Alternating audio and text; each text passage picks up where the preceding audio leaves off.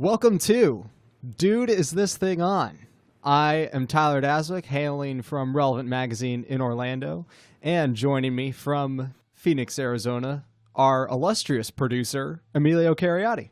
Wow, I get a producer credit now. Yes, sir. Hi, everybody. Yeah, third name change so far. We're hoping to hit 5 by the end of this first quarter. We keep fucking changing the names. How the hell are the people supposed to know who to go to? Oh my gosh, we're the radar test of podcasts. Jesus. Or Meta World Peace. I never wanted to be this, but this is what I've become. This is who we've transformed into. Who we've devolved into, some might say. All right, well, yeah, now we're Dude, Is This Thing On? So that's our story. We're sticking to it. Absolutely. Hey, we have a really good show today. Excited. A movie we were both anticipating is slotted right into our featured segment, Hostels, the new movie from Scott Cooper, starring Christian Bale and Rosamund Pike. And Ben Foster. Don't forget Ben Oh, Foster. man, don't forget Ben Foster. Sneaky, we'll talk about this. Might be the best part of the movie. Yeah, he was. I feel like he probably should have gotten more screen time, but we'll talk about that later. He's good. And we're going to lead into Hostels with a little bit of talk about the director, Scott Cooper, his past movies, and maybe our thoughts on Westerns in general. It's a genre that's near and dear to our hearts, isn't it? Yeah, we're Western fans. I think we're a dying breed. Yeah, the genre is a dying breed, too. Yeah, as I said before, I don't know if it was in one of the lost tapes or if it was maybe in our first episode, if you could call it that. I think the Westerns are making like a hell of a comeback, and this is further evidence of that theory. So, Really, why do you think they're making a comeback? I think people are really fascinated with like rural, fucking hard to say that word, rural America currently because of like just current like social and political climates in today's sort of society. And I think a lot of like what we're seeing today harkens back to like that whole spirit of the West sort of thing. Untamed America where, man can take care of himself sort of thing. So I think that like nostalgia is kind of coming back along with a bunch of other nostalgia, obviously. And people are like taking notice of it and really drawing in a lot more of like Western influences and culture and stuff like that when they're doing movies and music and, all that jazz. Yeah, I mean, are you thinking of things... I think in terms of like sort of hardcore Westerns, I can't think of too many. I mean, there's Hostels, 3:10 to Yuma. Oh man, Unforgiven. Dude, Unforgiven's yeah, got to be. It's got to be like 20, 25 years old now, right? I think it came out in 92. It's older than me, I'm pretty sure. It came out like a long ass time ago. Yeah. But I mean, that's like a more modern. When people think Westerns, they think of like the spaghetti Westerns from like the 50s to like the 70s ish. Right. People don't like there weren't any Westerns in like the 80s and 90s with the exception of Unforgiven. But that's like more of a modern Western. But yeah, 3:10 to Yuma. What the hell's with Jeff Bridges? True Grit. The remake. That was like an interpretation. But then also like Western doesn't necessarily have to be like cowboys and Indians and stuff like that. Yeah. Like I said, you have Hell or High Water and Wind River, which were both like very Western inspired sort of movies. So yeah, I feel like those kind of count. Yeah, kind of Western adjacent. Like I think of Logan, modern Western, right? Like Logan almost. Yeah. Logan sort of follows that same man with no name rolls into town and kicks the shit out of everyone. Right. Like. And of course, dude, you've got There Will Be Blood and No Country for Old Men. Yeah, exactly. So I guess this has been a long time coming, but I think these few years we're seeing just a lot more of them. Well, let me ask you this: what do you like in a Western? As we kind of like gear up into our talk about this movie, when you sit down and you're going to watch a Western. What are some of the things that you sort of hope for? Do you have certain expectations going into it? What do you look for in a Western? Yeah, not spaghetti Western. I've said this before. Again, might be in lost tapes. I'll say this again. I really, really, really fucking hate spaghetti Westerns, with the exception of like 3 movies, like Winchester 73, and like anything with like John Wayne, Stagecoach, like the Treasure of the Sierra Madre, whatever the hell it's called. Like, I really just don't like the campiness and the cheese and the whole like the hero walks in and shoots a couple of like Mexican bad guys and like walks out with like, the saloon girl. Like I hate that kind of crap. I haven't seen it done well, even back when it wasn't cliche. So if it can kind of avoid those tropes and just be like authentic, I really fucking appreciate authenticity in my movies. If the director looks like he gave a crap about the set pieces and the characters and the lives that they were living, in the 1800s or whenever this Western takes place in, I think it definitely goes like a long way. And I think Hostels did that really fucking well. In a lot of different scenes, and I don't have any problems with the authenticity of this like movie. I do have a couple problems, which we'll talk about later. It wasn't a perfect movie. Anyone who's seen the Rotten Tomatoes score will know that, like, I think it holds a 72 right now, which, is good, not great. It isn't fantastic. I probably would have given it a little bit higher. I feel like critics were a little too hard on it. But the authenticity is definitely something that I really appreciate. And just a good... I know it's all up to taste. So when I say good story, that means something completely different to fucking like everybody else in the world. Right. But to me, like 3:10 to Yuma, which again I'll talk about a little bit later, is like a perfect example of this, where it's a basic like father and son story, trials and tribulations. They travel the West with like a band of criminals and have to like overcome obstacles. And I know that's really cliche for like the Western genre. But it's cliche because it works, and that tale can be told like 100 different ways because it's so simple and basic, and you can get something new from it every single time that you tell that story. So that's like a pretty good example. And I think Hostels kind of has like a little bit of that too. So I don't know.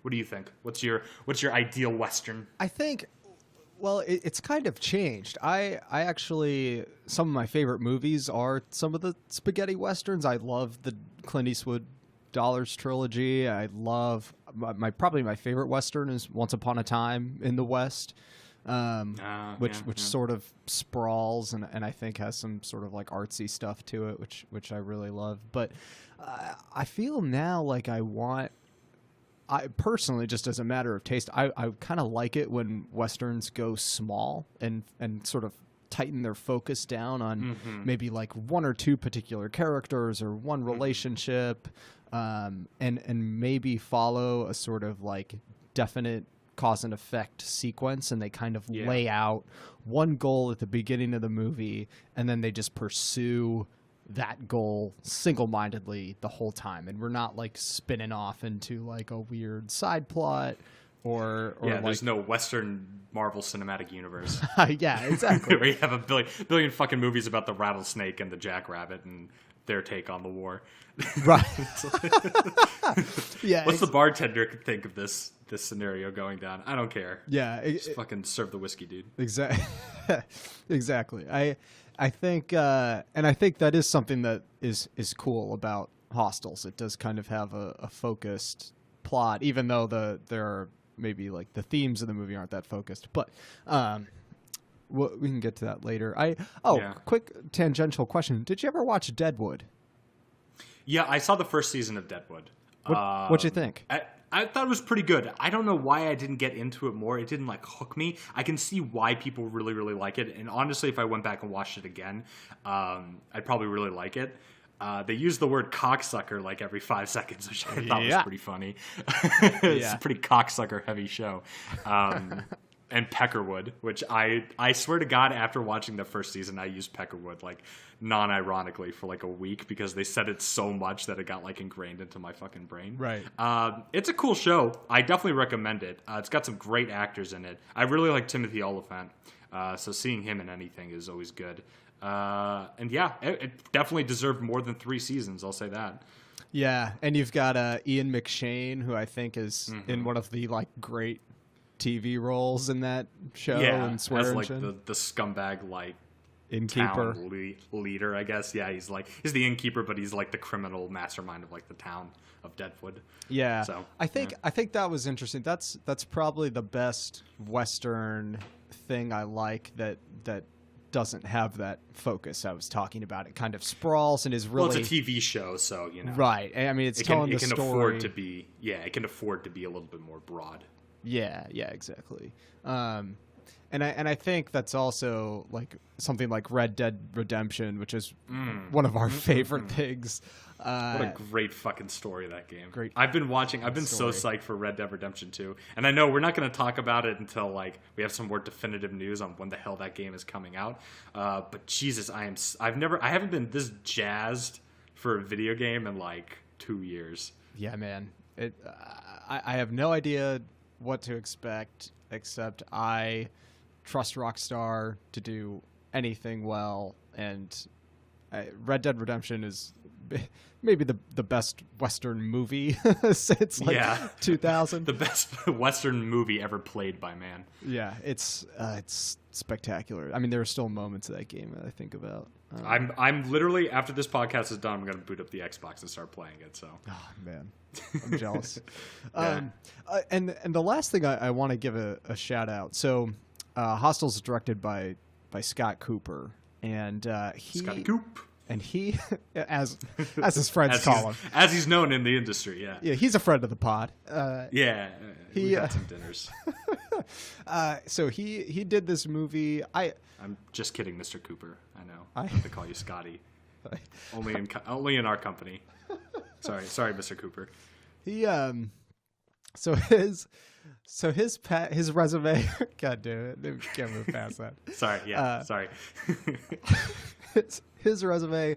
Neither of us saw Crazy Heart, which is his most critically well received movie, and feels oddly now very inessential. I think. Yeah, it really is. It's the one that I haven't seen any of. So our list is Black Mass, Crazy Heart, Hostels, and Out of the Furnace. And I've seen half of Black Mass, none of Crazy Heart, all of Hostels, and all of Out of the Furnace. So, yeah, I Black Mass, I could take it or leave it. I left it. Yeah, clearly. Yeah, but Out of the Furnace, man, I watched it before I went and saw Hostels, and it really primed me to be amped up going in. Such a good awesome movie. It really is such a good movie. It's awesome. It's really similar to Hostels in a lot of ways. I mean, obviously Christian Bale's in it too, but but the directing and the cinematography and the storytelling, I feel like, was pretty similar as well. Yeah, they're walking a very similar path, but ultimately, I feel like Hostels takes a turn at the very end, and Out of the Furnace sort of stays the course. Yeah, exactly. Right. It finishes what it started. Right, and we can talk about that when we get to our review of the movie. I will say, like, quickly on Out of the Furnace, I mean, say what you will about Casey Affleck. I know he's under some like heat recently because of the whole Me Too movement. Damn fine actor in that movie. His character was amazing, and a testament to Willem Dafoe's like ability to take any role, small or big, and act the shit out of it.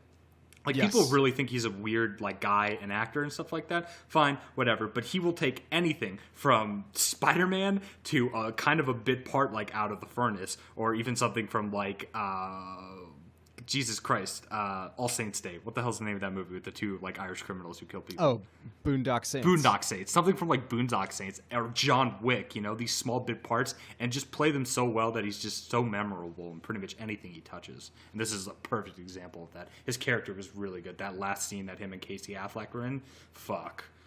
Yeah, it's searing, and Woody Harrelson is awesome in it. Woody Harrelson, like, the first scene of that movie just sets the tone for the rest of it, and Woody Harrelson is the person to gently take your hand through just lovely, lovely interaction with his fellow man.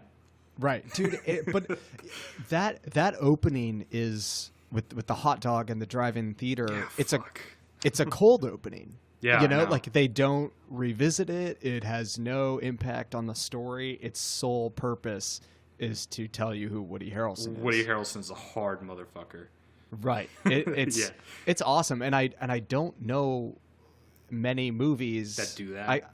That have like a cold opening. I think it's awesome.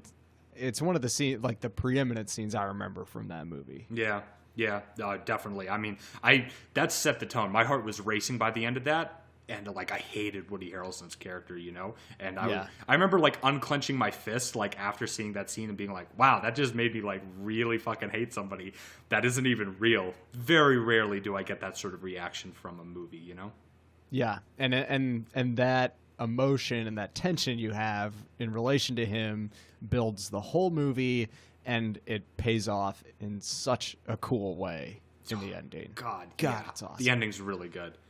Yeah, and it's super good.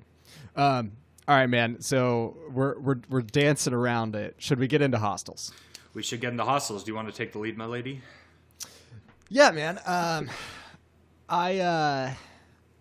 Dude, it's a good movie. I'll just say that out of the gate. This is a good movie. I do think I agree with you that people were probably a little unfair toward it. Right? 72%'s kind of low, man. I'm like, Jesus Christ. Yeah. Back off. Just in terms of, like, from a technical standpoint, the direction is really strong. The camera work is awesome. The cinematography looks great. The performances are really good. Like, there's not a lot you can just, like, walk out of this movie and be like, I hated that, or that was bad, or even like they just executed it poorly. Mm-hmm. At the least, it's really well put together and thoughtful. And I think one thing that I really appreciate about it is it goes back to that idea of focus that we were talking about before. The whole premise of this movie is Christian Bale is this army captain who has a deep hatred for Native Americans. And really, I didn't actually pick up on any of that. Hatred, really? Yeah. Wow. It was subtle, I know. Came out of left field. Right. But I mean, it's his job to escort a basically his longtime Indian nemesis back to his homeland, and that's the movie. He's got to escort him from New Mexico to Montana, and that's it. And the movie is just gonna be that journey, and so it's just. I love those kind of like one sentence premises where guy who hates Indians has to escort an Indian thousands of miles. Yeah, it's the elevator pitch. That's the elevator pitch, and it works. Right, totally works. So I really like this movie for that, and it's sort of like from a scene to scene standpoint gives it a momentum that makes it just really compelling. You're always in for the next scene. It even in the lulls are compelling because you know that just by nature of the movement from place to place, action will keep happening. It will keep driving the movie forward. And I thought it was really awesome to be able to kind of like cling to that sort of lifeline as a viewer and just be propelled forward. Right. I completely agree. I think that's one thing that it does really well is it takes you and leads you like a horse to water through this tale. And you know exactly what you're going to get to. It's going to be a long journey. If you've seen other sort of Western movies where there's like a long journey, whether they're like, taking cattle from Arizona to like California to like sell it off or something like that. Or even another good example of kind of a Western video game, I guess, is Left 4 Dead that kind of does this too. The whole journey is going westward, West-Ho to Utah. And it sort of follows that same thing. Destination Utah, or Wyoming technically at first, and then eventually Utah. But it's going to be a journey. It's going to be fraught with danger, and every single set piece is going to leave you like floored. And that's exactly what Hostels does, and does it really well. There are, there were a couple parts where I literally like jumped in the theater because it was so sudden, like the Comanche ambush and stuff like that. Just like, kind of came out of nowhere, and it was done so well that it felt like I was getting ambushed by some people who wanted to scalp the shit out of me, And pretty much that's like the entire movie leading up to the like penultimate confrontation with those ranchers. Holy shit.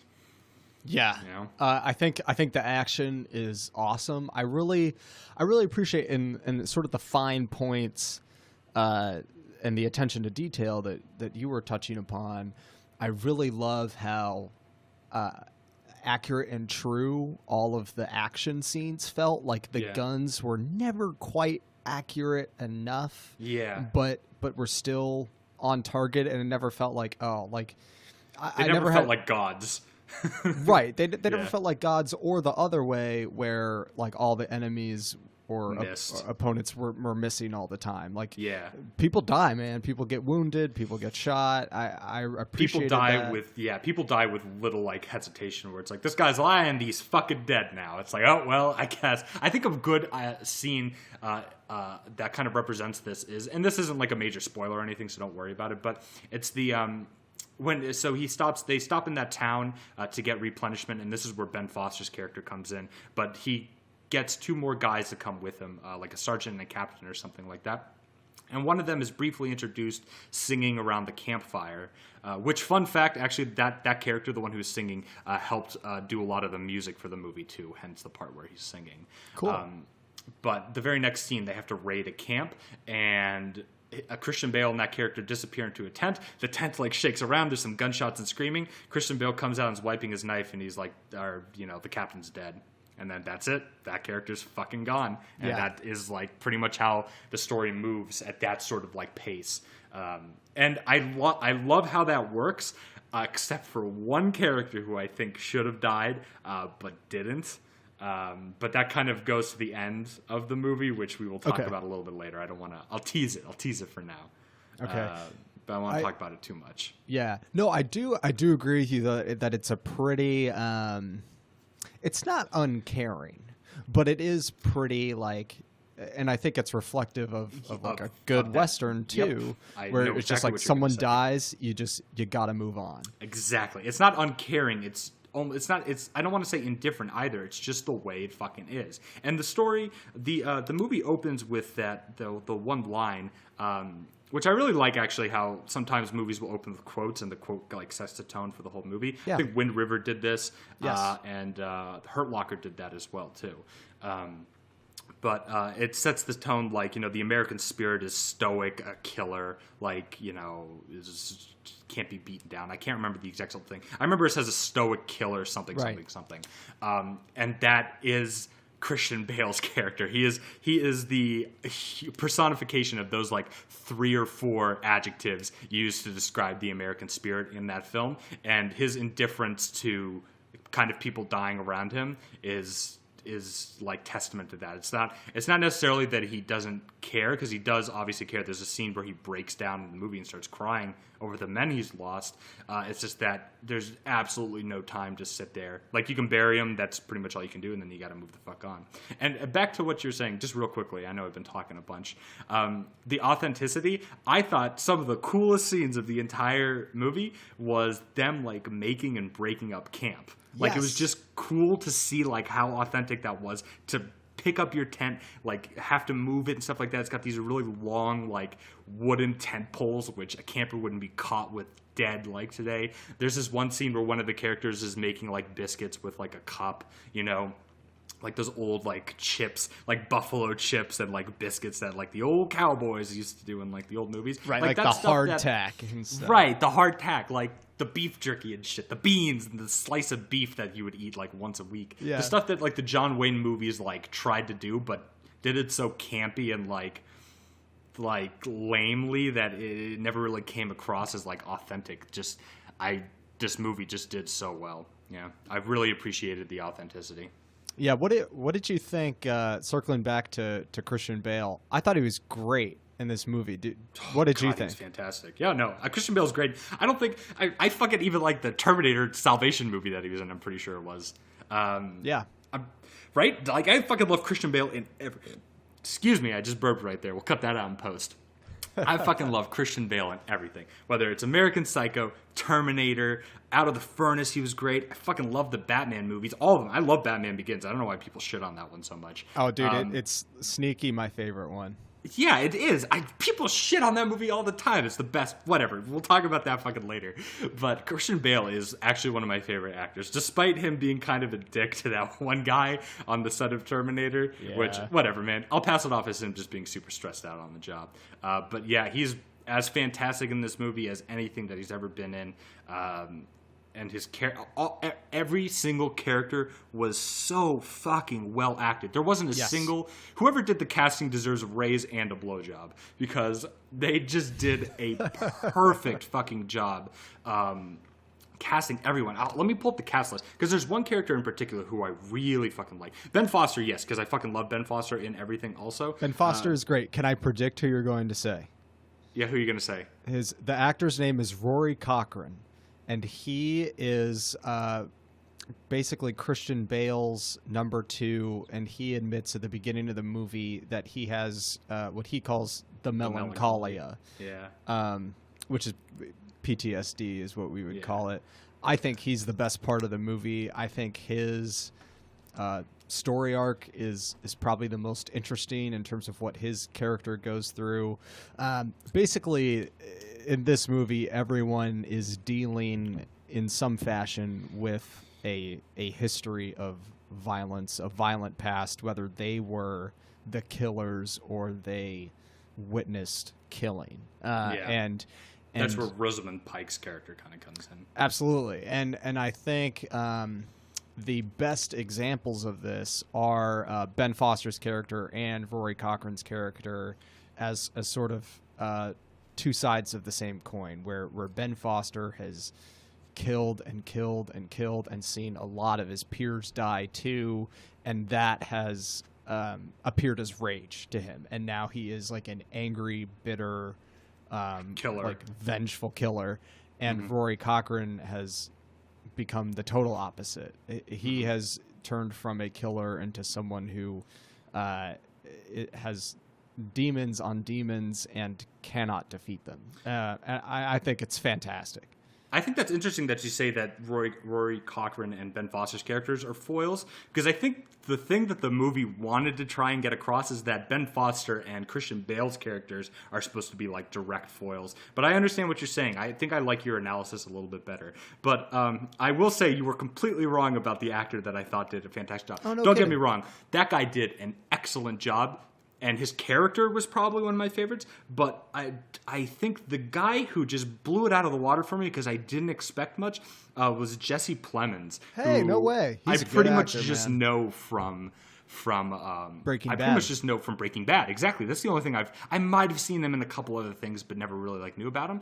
But I saw that he was in the movie, and his character popped up, and I instantly believed it. I thought he did a great fucking job. And the scene with him and Roy Cochrane, when they're talking about Jesse Plemons like making his first kill in that Comanche raid, and how he feels about it, and how like Roy feels about all the killing he's done, I thought that was fantastic, man. I hope this kid like goes far. This is exactly how I felt like Ben Foster when I first saw Ben Foster in like the first movie. I want to say it was either, well, technically he was in this movie called Hostage, which wasn't very good, but it wasn't his fault. But the first movie I saw Ben Foster in that I remember thinking like, holy fuck, this guy is like super underrated, was like this little known sci-fi movie called Pandorum with Dennis Quaid of all fucking people. Wow. And the movie itself is actually, like, the story's really interesting. It's, like, kind of a low-budget, like, horror, sci-fi movie that Ben Foster's in. And, man, he kicks the shit out of that role. Easily the best part of that movie. And I remember, like, showing my sister, Federica, who's not really into movies at all. I remember sitting her down, because I ran out the next day. I pirated the original viewing of that movie. That was back when I was a younger man. But then I was like, fuck, this movie's really good, so I'll definitely support it. I went out and like got it from the Walmart dollar bin and showed it to my sister. She thought the same thing. She's like, fuck, dude, that blonde guy is like really good. I'm like, yeah, his name is Ben Foster. Never heard of him. Well, now he's on top of the fucking world, man. He's like in everything. And he's doing a really good job. Yeah, definitely one of the best parts of that movie was Ben Foster's character. I agree. And when he and Jesse Plemons they scrum in the mud. Yeah, that's back to the authenticity. Awesome scene, and it's so well choreographed, and it's so physical. The no punches are pulled. It's marvelous, and the camera, the slow zoom is so good. The camera placement for that fight scene when they're in the mud was fantastic, because fucking Scott Cooper could have done this stupid fucking thing that a lot of directors do nowadays, where it's like, we have to be in the action, and they'll do like shaky cam crap, like following like the first person perspective, like one of the people in the fight, and I hate that shit. It's so overdone. They put too much motion blur in it, and you can't see what the fuck is going on like in front of you. He took a camera, put it on a tripod, put it about 15 feet back from the action, plopped it there, and then didn't move it until the scene was over. Yeah. Perfect fucking thing. Yeah, it's awesome. The one thing I thought was pretty funny. I don't know if you recognized him, but the one actor we haven't talked about, and frankly doesn't really need to be talked about because his part in this movie is so small. Timothée Chalamet, who is nominated for Best Actor this year for Call Me by Your Name, plays the private in this movie and The Frenchman. Yes, he gets killed off in like 10 minutes, and he's I liked his character though. I did too. Yeah. But it's just funny. He's about to be extremely famous, and he is treated like dirt in this movie. Yeah, well, I mean, it's, goes back to Hollywood and fame and stuff like that. You have no idea what the fuck is going to make you famous. The same thing with Jennifer Lawrence, I call it the Jennifer Lawrence effect, where she signed up for like the 3 Mockingjay movies or whatever, the Hunger Games movies. And the first one came out and it sucked, but she was good in it. And then she got cast in Silver Linings Playbook between the first and the second movie and captured America's hearts and became this huge starlet with like an Academy Award nomination, shit like that. But she was still contractually obliged to do these other 2 shitty movies. And she pretty much got famous in between these movies and didn't realize, like in hindsight, maybe signing up for the Hunger Games wasn't that great of an idea. But yeah, it's sort of the same thing. I bet he signed up for this movie. He got cast for this movie way before he got famous. And got famous while they were in post, like fixing it up. And lo and behold, now you have this like almost A-list celebrity getting shot in the neck by a Comanche in like 10 minutes after being introduced, Speaking of which, should we talk about the beginning of this movie before we talk about the end? Because that garnered so much controversy. I don't know. You're talking about the scene where the Comanche war party raids Rosamund Pike's home? Yeah, the homestead. And they pretty much cap like 3 children in like a matter of 3 minutes. Yeah, so for the listeners' benefit, Rosamund Pike is teaching her 2 daughters, and there's another infant child. Do we know if the baby's a boy or a girl? I guess it doesn't. I want to say the name was like Jack or something like that because they're running out of the house and they're like, grab Jack's bunny or something. I want to say it was a boy. Okay. Doesn't matter. You never see its face really. Right, and so this Comanche war party comes up to steal their horses. They kill and scalp the father, and then Rosamund Pike is running with her 2 daughters, holding her son. Each of the daughters, by the way, who are Scott Cooper's daughters in real life.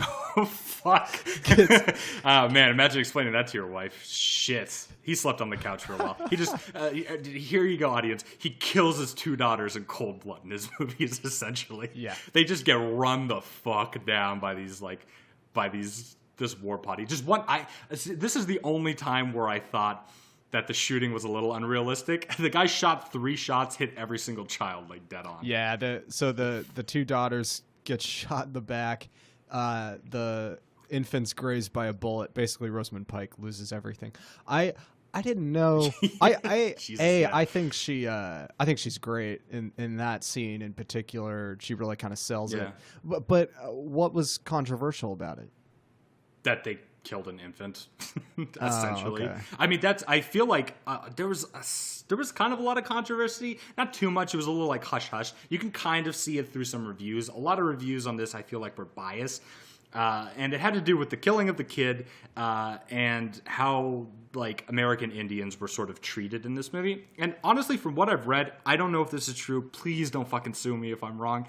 But a lot of American Indians who saw the movie, especially tribal leaders, thought it did a really good job like representing the feel of people towards American Indians at the time and the language. Like, I thought they did a really good job with the language, It didn't sound like Christian Bale was putting on, like, a shitty accent or anything like that. His character can, like, speak Sioux. I don't know actually Cheyenne. what tribe. Cheyenne. He can speak Cheyenne. And he did, like, a really good job with it. And Wes Studi, I've never really heard his name said out loud. Studi, great fucking actor, too. He did a fantastic job. Yeah, I thought his character was great and really dimensional and had some great scenes. I did learn that Christian Bale, who speaks with Yellowhawk, which is Studi's character, when they go back and forth and speak Cheyenne, I guess Christian Bale is fluent in Cheyenne now, and like Are you serious? Yeah, I guess That's he learned the whole language. Like less than 1% of their actual population can speak that. Now Christian Bale can also speak it. That's nuts. That's amazing. Native American languages are supposed to be the hardest to learn. I believe that. Yeah, Christian Bale. It's really cool. I listened to an interview with Scott Cooper on the Q&A with Jeff Goldsmith. Good little movie podcast, and he. And Scott Cooper said that he actually, it made me respect Christian Bale's performance a lot, because he said he had written, literally written in terms of dialogue, a lot more for Christian Bale's character. He had monologues and things like that. And Christian Bale essentially pared it all down and was able to communicate these monologues, he says, at times with as much as just a look at another character or a stare. Yeah, seriously, thank goodness. If this had been a very wordy movie, that would have sucked. Because I just now remembered one of the adjectives they use to describe the American spirit is isolated. And when you feel isolated, you're not going around spouting fucking poetry about the folly of man and the war against the Native Americans, the American Indians and stuff like that, It's just, I'm glad that he was able to convey that through, actus non verbis. Yeah, I think it really makes the performance. And, yeah, absolutely. And some of the looks he gives are insane. And which will take us to the ending. So, man, this movie reaches its climax in a final shootout. Where God, the final shootout is fantastic. It's really cool. And it has a final kill that I think is glorious. In the way it's put together and choreographed and set, and the way Christian Bale performs it, I think is perfect. And I guess to just sort of explain what happens.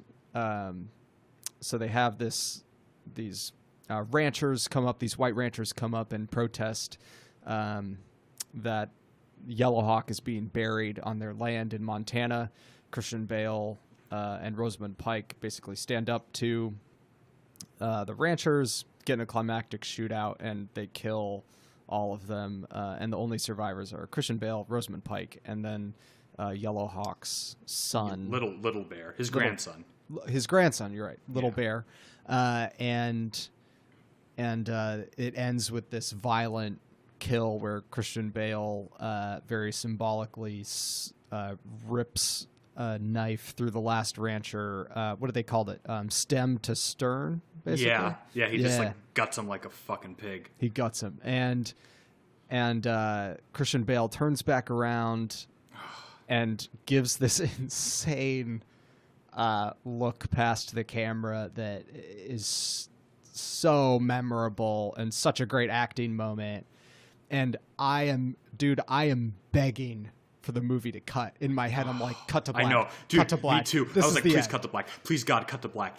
And it fucking does it. And that doesn't. ruined it. It ruined the fucking movie for me, man. The movie is an A++ with the exception of the last 5 minutes. It's literally the last full scene, and then there's a little intermission half scene in between that final kill.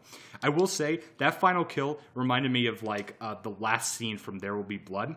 I reminded me of it so well, where Daniel Day-Lewis' character is panting after he's killed. I forget the other actor's name. He's a really good actor. That was Paul Dano. Paul Dano. After he kills his character and he looks up and he just looks back at the camera, that's exactly what you get from this scene as well, because it's shot from behind, him grabbing the guy by the neck and just putting the knife into his gut like a pig and just opening him up. Yeah, I was screaming. I was like, please, credits, please, credits, please, credits. Written and directed by Scott Cooper. Just fucking put it on the screen, please, God. Yeah. And then it goes to one more little intermission scene. I'm like, okay, it can still be salvaged. Don't fucking worry about it. It's just a symbolic scene. Don't even worry about it. And then the light fades open to them on the train platform. And that's when I was like, fuck, this is what people were talking about. Because I had heard that the ending leaves a lot to be desired. And it didn't have to. If they had just shut the fuck up the last 5 minutes, it would have been such a poignant ending to that movie, because the last word used to describe the American spirit, killer. And that's exactly what he is. Despite everything that he's learned, despite all the good that he's done on this journey, getting these people back to their ancestral home, in order to complete his mission, finally complete it, he has to be a killer. But then he isn't. It's fucking stupid. Yeah. So the sort of like tack on ending that we're disgusted by is I have to get my fucking puke bucket for this. Sucks, man. It's a Old flash. It's a flash forward to Rosamund Pike and Little Bear at a train station. Everyone is back in civilian clothes. Everyone's looking dapper. And Rosamund Pike and Little Bear get on the train, and they're going to go and start a life together. And Christian Bale says, "No, I won't join you." And Rosamund Pike is begging him to, and he says no, and he says no. Train starts to pull away. Christian Bale starts to walk away. At the last moment, he turns back, he stares at the train, and then he walks back and he gets on the final platform and boards the train at the last second. God, that fucking sucks. And it sucks. I think here's my problem with it. So I think you're absolutely right when you have the sort of final nail in the coffin in terms of the American spirit at the end, and he makes the decision to remain a killer at the end, and even though his sort of like attitudes or the object of his violence have changed and shifted, he is still a killer, and that gives you a lot of complicated and interesting things to think about walking out of the theater. And I was really looking forward to that, and I was looking forward to that final image of him standing with like the bloody knife. It's just so powerful and would have been such a powerful punctuation mark, but instead we are basically given this message that he's domesticated, and so he has not only reformed his hatred, he has reformed his violence, and he was able to reform his hatred because he was a killer. And so he's not a killer anymore. So killing set him free from killing. And it doesn't make any fucking sense. It doesn't make it's just a huge like contradiction. It just contradicts. It literally, that last 5 minutes, and this is the reason it ruined it for me, is because that last 5 minutes contradicted the first like hour and 40 minutes or however long this movie was. It just shit right in the face of everything that we had seen. Oh my God, I don't understand. I feel like that was a fucking focus group ending. I feel like... Oh, that's a great take. They sat down a bunch of idiots from the Midwest. No offense, Midwest. But they sat down a bunch of like people from like Wisconsin. And the mom from Wisconsin who drops her kids off to soccer practice like twice a week was like, I feel like Christian Bale's character should live, which I like the ending where he kills the guy. It would have been, it could have been good too if he had died in the attempt, like trying to save them or something like that, and Rosamund Pike and Little Bear make it away. That would have been like a pretty decent ending too. If he had died, but the soccer mom was like, oh no, he needs to go off into the sunset. John Wayne style, fucking hate it, with the small child and the girl, and live a happy life. Yeah, it just feels... Such a focus group ending. Yeah, I totally agree. And this one just feels false. I mean, especially after watching it next to Out of the Furnace. So Out of the Furnace, spoiler alert, ends with Christian Bale, who has resisted involvement and violence for most of the movie, has never wanted to take things too far, takes matters into his own hands, and for the final 15 minutes pursues Woody Harrelson, who killed his brother, miles across through the steel stacks and through downtown Allentown, which is where I used to live. Funny, crazy, so random, dude. And he gets to a field, and he has wounded Woody Harrelson, and Woody Harrelson is hobbling away. Cop pulls up behind Christian Bale, and Christian Bale has to make the final decision: do I finish him off and pay the price, but I'll have my revenge, or do I not, and do I let him go? And he lifts the gun and he kills Woody Harrelson. Finishes what he fucking started. Finishes what he started. And it is, and then the movie is over, and then the movie ends immediately after that. There is no funeral scene with Woody Harrelson where his estranged wife and 2 kids who went to college and made something of themselves come up and slap Christian Bale's character in the face. There's none of that. That was this train scene would have been like if that fucking happened at the end of Out of the Furnace. You're exactly right. And what the Out of the Furnace ending gives you is the chance to then ask yourself, was that worth it? Like, was the satisfaction of the revenge, was the kill worth it for him to take that turn and go all the way and become a killer? Was that worth it? And that is more interesting to think about than what Hostiles tries to give you, which was basically it's nonsense, but it basically says, like, you know, Christian Bale was a killer. It was never a problem that he was a killer. It's just that he was killing the wrong people. And right, yeah, should have been killing white people the whole time. Right.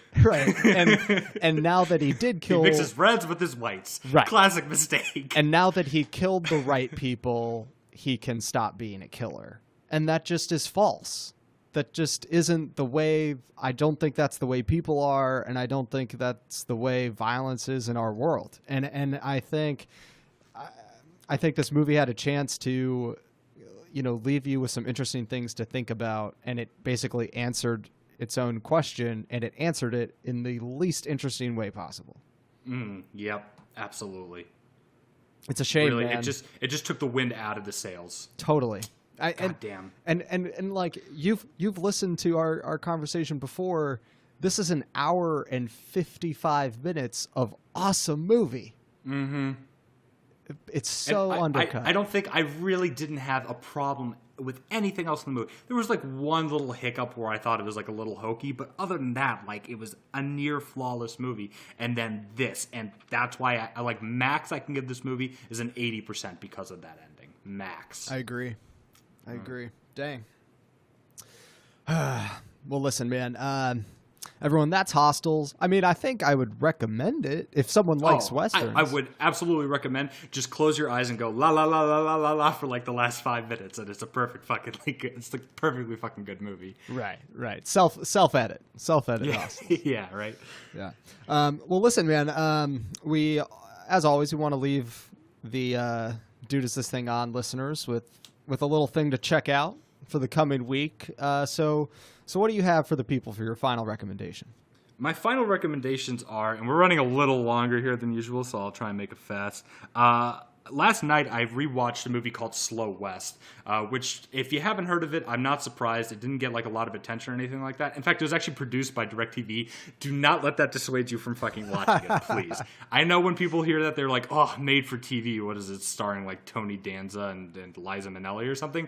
But no, it's actually like a pretty well produced movie. It was just produced in like Scotland and New Zealand, so not as much, sway over here, the other side of the pond. But it stars a kid that I honestly don't really know his name, and Michael Fassbender. And it's about this young boy, he's maybe like 14 years old, who he falls in love with a girl in Scotland, and her father and her have to flee to come to America, and he follows them westward and tries to track them down while going through like dangerous bounty hunters and like the American West and stuff like that.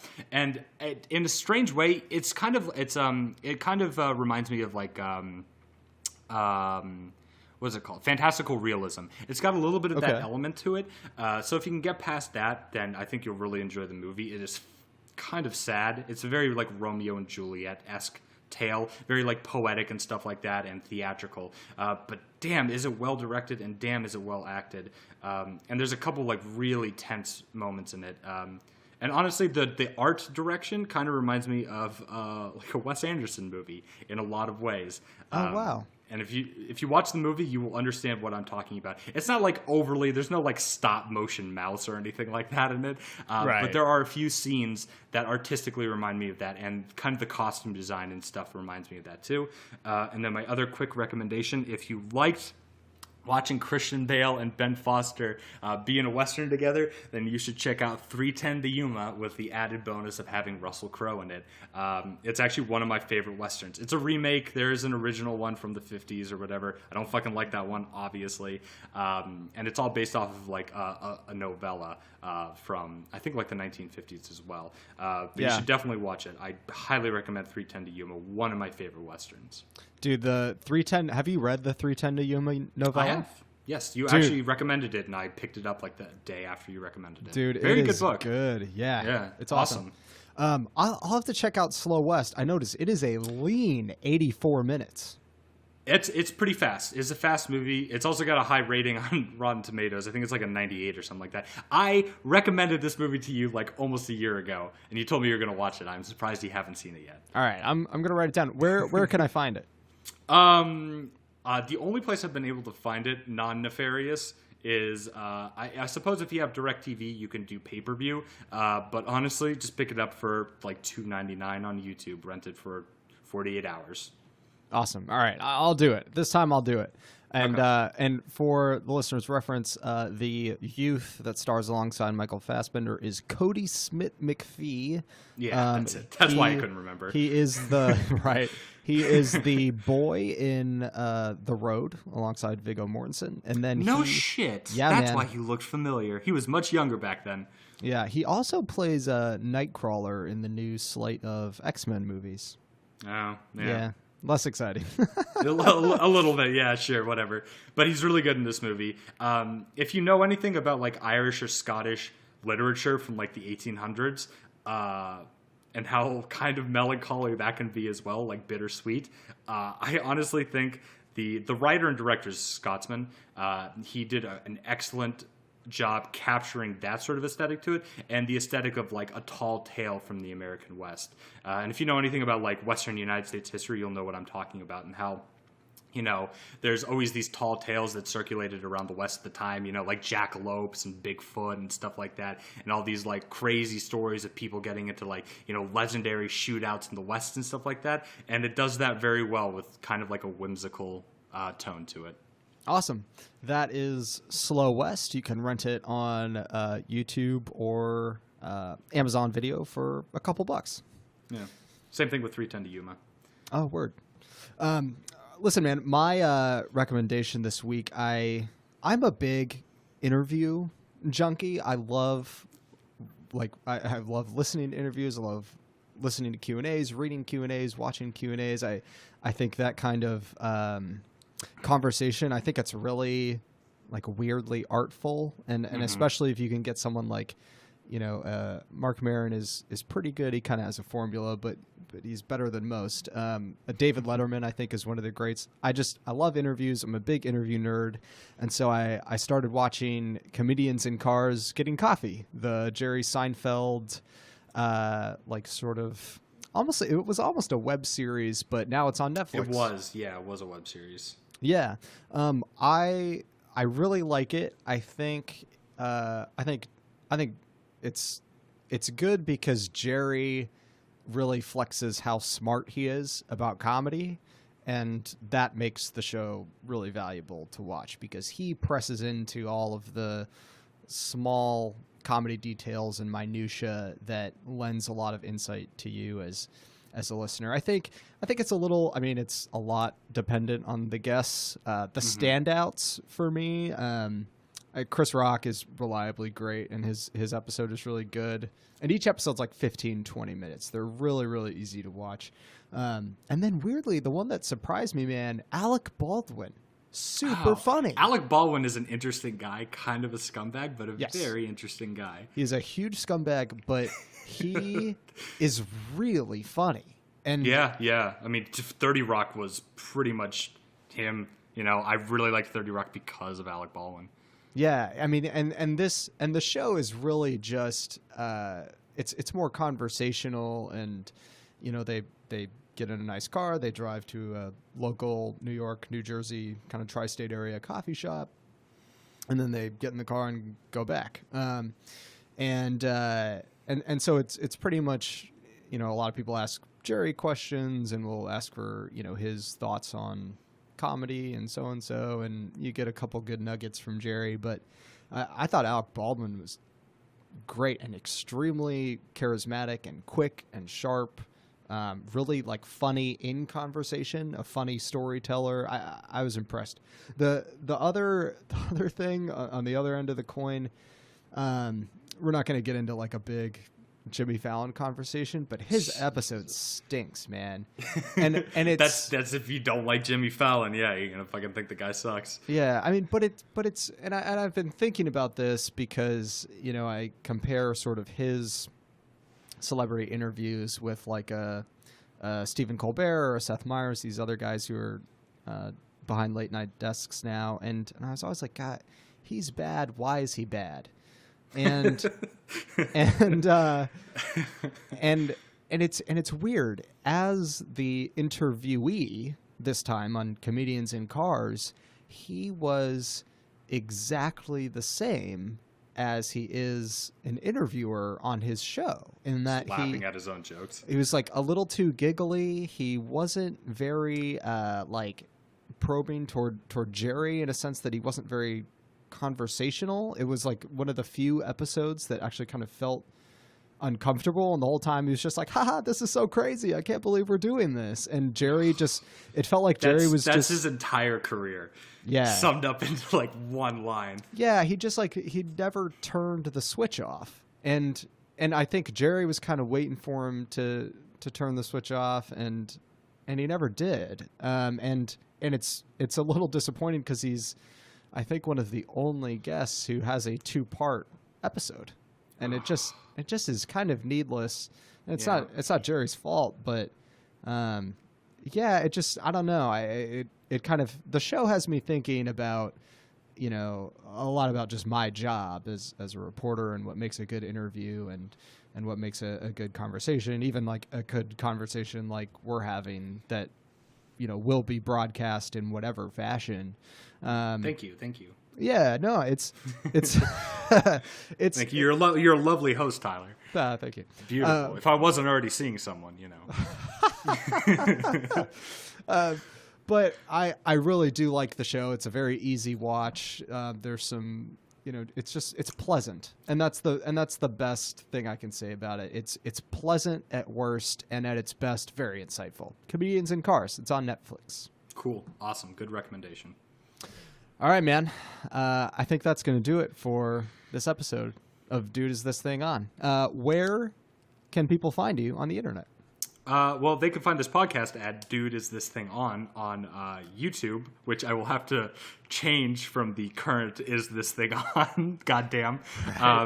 You can also find that under my channel, The Curiosity Kid. And you know what? I'm going to go ahead and put my gamer tag for Xbox, just in case you want to tell me how bad I am at video games or how much dick my mom sucks. That is Evil Elmo on Xbox Live. That is EVL space ELMO, all lower caps, baby.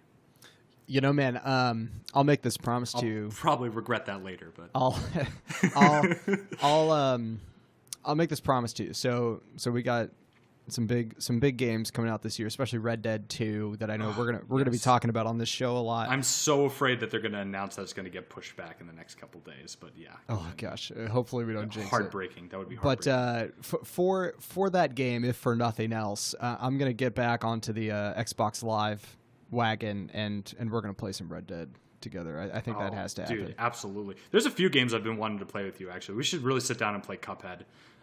Dude, I'd love that.